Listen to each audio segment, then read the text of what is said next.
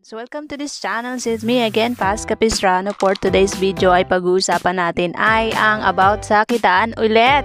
So kung bago ka lang dito sa aking channel, ayan, mag-subscribe ka na.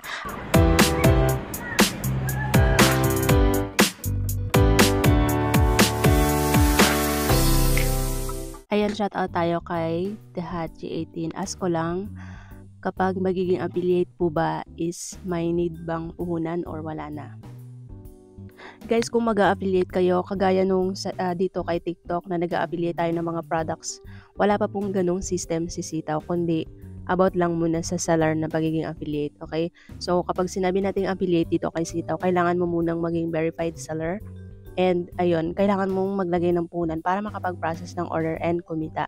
Once na nakapag-invite ka ng bagong Sitaw seller, binigay mo yung iyong referral code sa iyong mga friends and nag-register sila gamit ang iyong referral code, doon ka lamang magkakaroon ng 3% commission, which is yun na yung tinatawag nating affiliate system ni Sitaw.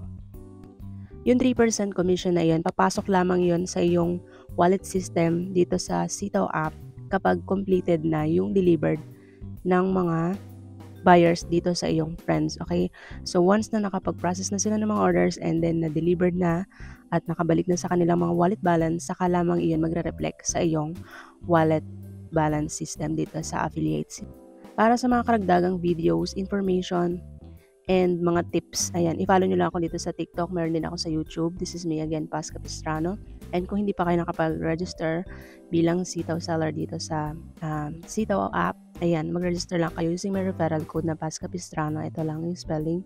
Or kung di naman, pwede kayong mag-visit dyan sa aking link in my bio and be a seller now, create your shop.